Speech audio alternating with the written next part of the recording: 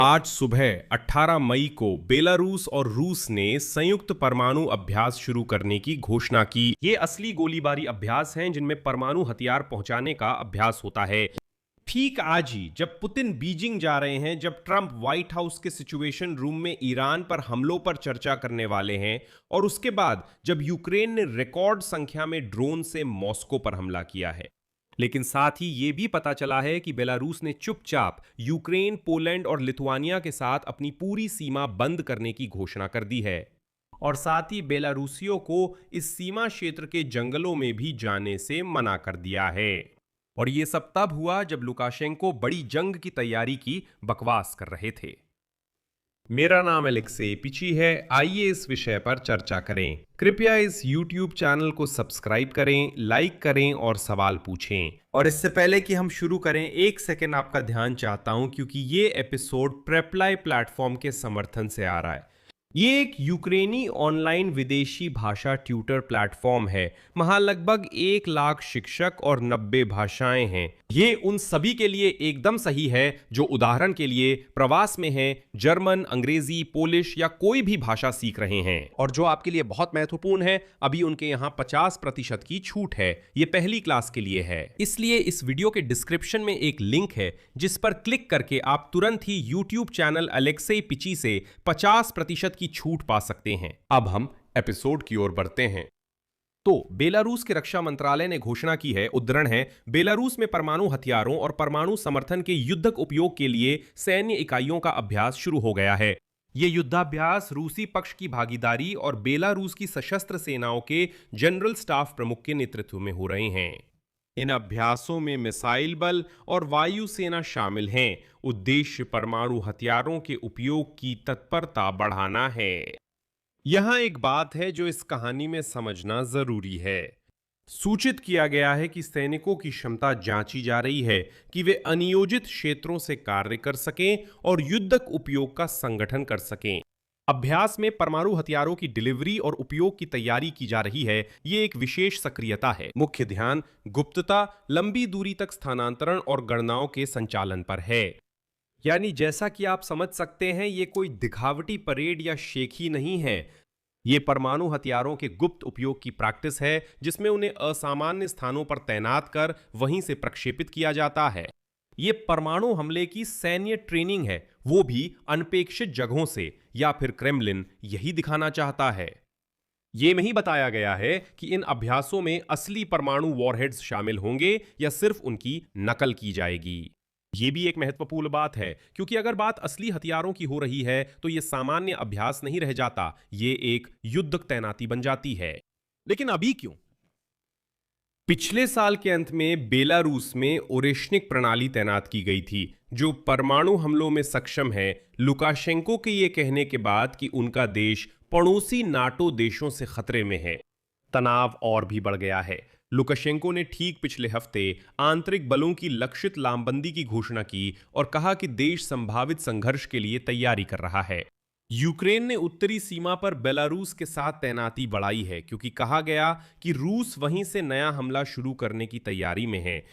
आखिरकार ये परमाणु अभ्यास सोमवार को अंतर्राष्ट्रीय परमाणु हथियार नियंत्रण के व्यापक विघटन के साथ मेल खाते हैं। फरवरी में SNV3 समझौते का पतन औपचारिक रूप से अमेरिकी और रूसी परमाणु शस्त्रागारों पर लगे आखिरी बचे प्रतिबंधों को भी हटा चुका है। और रूस ये दिखाने की कोशिश कर रहा है कि उसने इसे मनमानी करने का संकेत मान लिया है। लेकिन जिस तरह से सरमत मिसाइल लगातार नाकाम रही है और 15 साल से युद्धक ड्यूटी पर नहीं लग सकी, अब पुतिन फिर से वादा कर रहे हैं कि इस साल के अंत तक जरूर तैनात कर देंगे। तो इन सब के बीच पुतिन ने बेलारूस को बस परमाणु धमकी के औजार के तौर पर इस्तेमाल करने का फैसला किया है।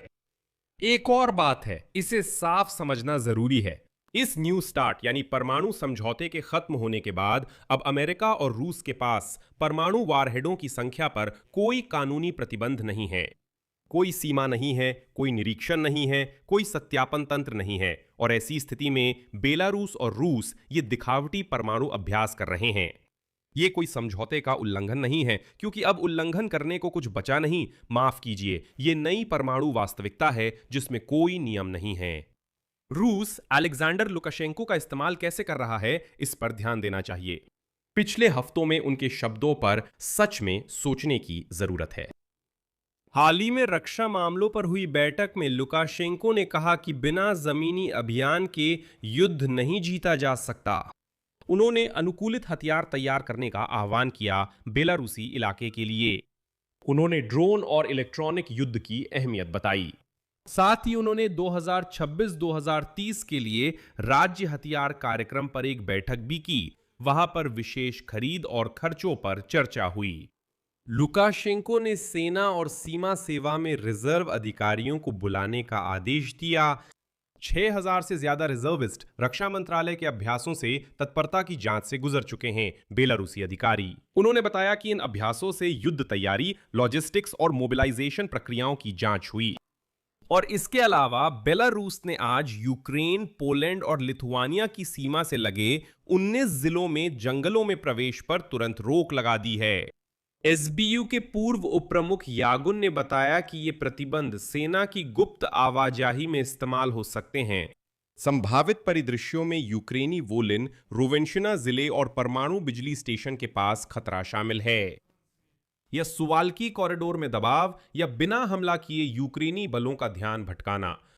बेलारूस ने 2023 में रूस का परमाणु हथियार स्वीकार किया था। ये असल में रूस के बाहर यानी माकशान दलदल के बाहर पहली देश है जिसने ऐसा किया है। लुकाशेंको ने 2024 के अंत में कहा था कि देश को दर्जनों परमाणु वॉरहेड्स मिल चुके हैं और उन्होंने खुद चेतावनी भी दी थी। बेलारूस की राज्य सीमा का कोई भी उल्लंघन इस्तेमाल किए गए हथियार के प्रकार की परवाह किए बिना तुरंत जवाब मिलेगा। यूक्रेन इस सब पर प्रतिक्रिया दे रहा है और अब यूक्रेनी कमान ने बेलारूस के साथ उत्तरी सीमा पर सेना को पहले से ही मजबूत कर दिया है। ये वहां से संभावित नए रूसी हमले के बारे में खुफिया जानकारी पर सीधा जवाब है। क्या बेलारूस सच में युद्ध की तैयारी कर रहा है? मुझे लगता है कि सबूत एक ही ओर इशारा करते हैं। रूसी परमाणु हथियार बेलारूस के क्षेत्र में हैं। ओरेशनिक तैनात किया गया है। परमाणु उपयोग के अभ्यास चल रहे हैं। रिजर्विस्टों की लामबंदी यानी 6000 लोगों की हो चुकी है।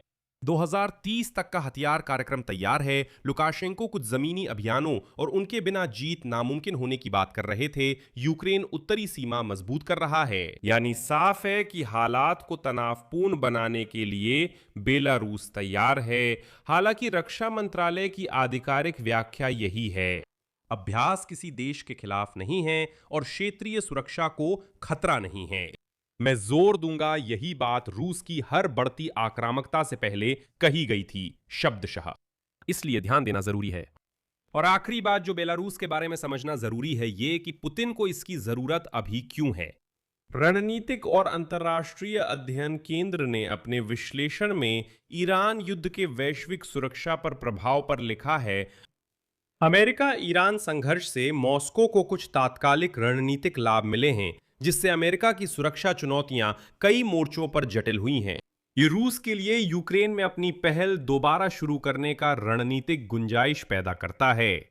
अमेरिकी सैन्य ध्यान, खुफिया संसाधनों और गोला बारूद का कुछ हिस्सा मध्य पूर्व की ओर चले जाने से यूक्रेन पर पश्चिमी ध्यान और राजनीतिक तात्कालिकता घट गई है, जिससे रूस को अपने अभियान तेज करने का मौका मिला है।